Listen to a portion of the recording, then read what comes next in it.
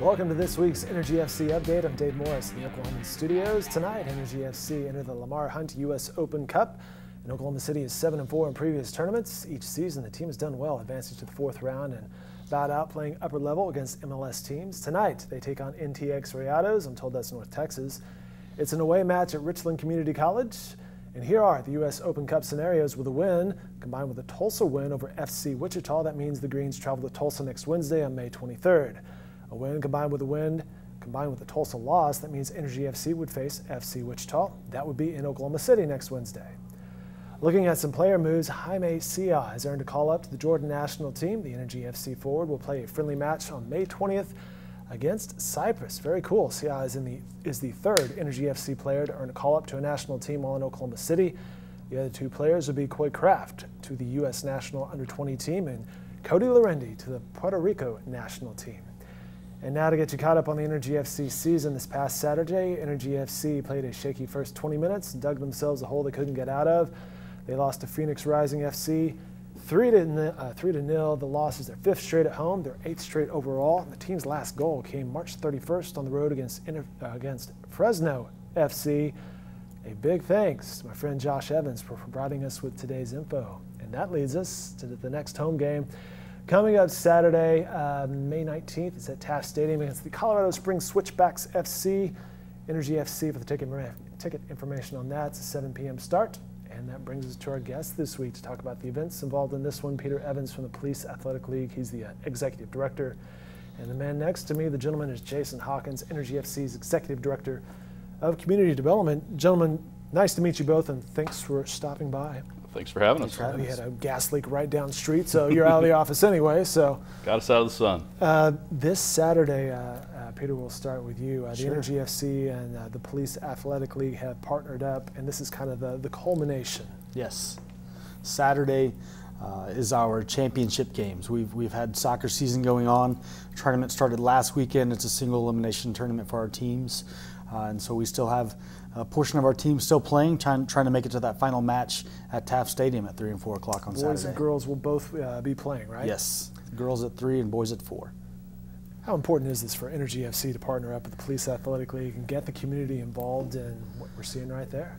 It's huge. This is really our third year going. So in the first year we were kind of out at the fields with them, and in the second year we really saw the importance of bringing them to Taft, letting it be aspirational for them so they experience the game just like the pros. From interviews to playing on the big field, it's really does replicate what the guys do every night.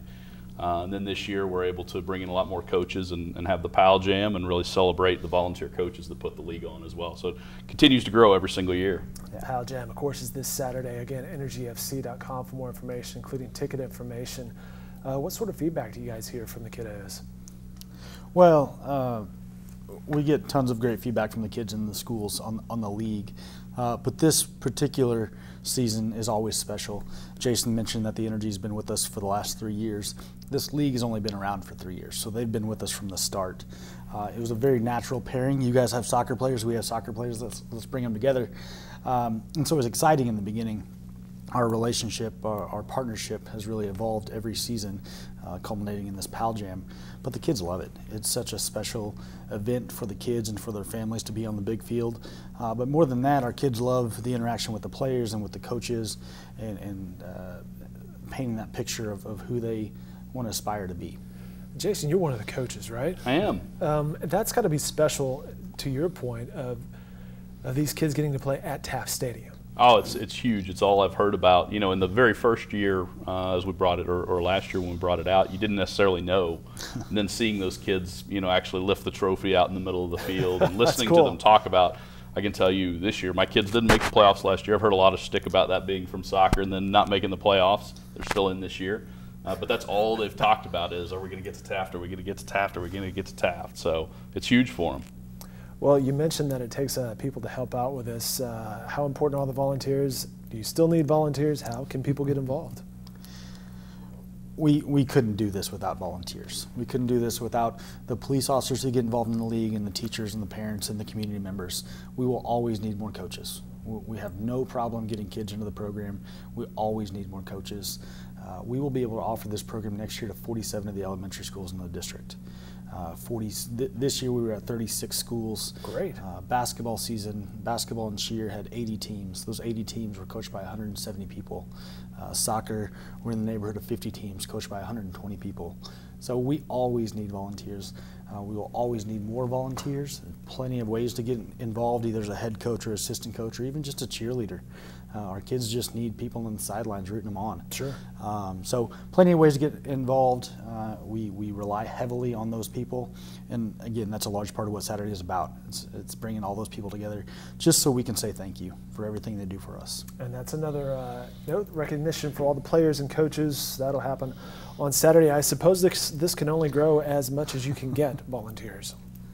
Yeah, I mean, it's funny when you look at some of the different partnerships and projects that go on from, Cleats for Kids providing actual equipment for kids in needs. Field space has been a big piece as well as you start to grow out to say how many. And so as the fields continue to grow, the kids continue to grow, and you just keep, every year it's almost doubling every single year. And typically that's, again, mostly isolated to the number of volunteers, the number of field spaces. So I think, the sky's the limit for it. Yeah. The sky's definitely the limit, and we'll never have too many volunteers. We'll never have too many positive role models in these kids' lives. So, again, plenty of opportunity there. Well, I've worked with you, as we mentioned before, Police Athletic League events on Fight Night, which happens every spring. But tell us more about the Police Athletic League, what people may not know about it. Sure. Just a really quick snapshot.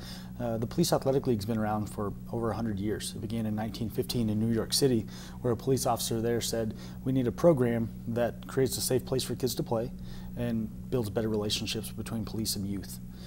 Here we are 100 years later, essentially trying to do the same thing. There are 400 chapters around the country, more than 1 million youth in the program. Every chapter is a little bit different. There's no real national model. Here in Oklahoma City, we've been here since '92, and we've tried a few different things, quite a few different things. 5 years ago, we really decided to intertwine ourselves in the school district. We target OKCPS. We rely on their facilities. We rely on their teachers and their communication systems largely to make our programs work. And that's where I said this year again, we're in 36 of the elementary schools. Next year we'll be in 47. The year after that we'll be in every elementary school in the district. But serving OKCPS is tremendous for our organization. They open up their facilities for us at all levels. They reinforce our messages when we're not there. They help hold our kids accountable. And it allows our teachers to put on a different hat and interact with kids from a coach perspective. And when a kid walks into a classroom and addresses you as coach instead of Mr. and Mrs. So-and-so, it totally changes that relationship. Changes the vibe, sure. Absolutely. Sure, we're chatting here with Peter Evans of the Police Athletic League, Jason Hawkins, Energy FC's Executive Director of Community Development. And Jason, I'll give you a chance to tell us a little bit more about your role and what Energy FC does here in the community. Yeah, so it spans obviously we largely to the soccer side, and then just really it's about partnering with other community programs. So we haven't necessarily tried to reinvent the wheel a whole lot. Really what we try and do is use the game to bring people together. So if you look at an example like Police Athletic League, you quickly hear us talking about Cleats for Kids or Fields and Futures.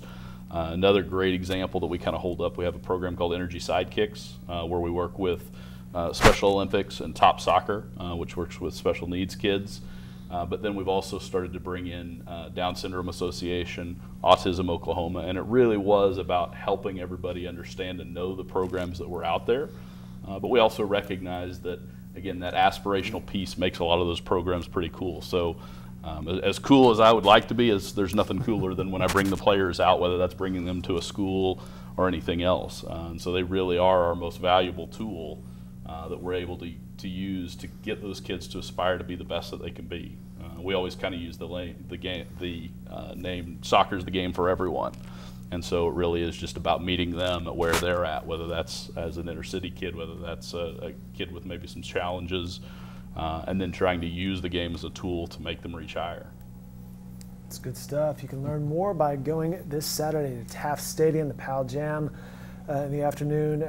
Among the 3 events that night, including the game as Energy FC again takes the field.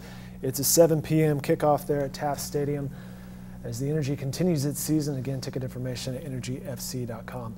Peter, Jason, gentlemen, thank you so much for stopping by. Great to meet you guys. Thanks for having us. And again, more Energy FC can be found online at newsok.com and coverage in the Oklahoman.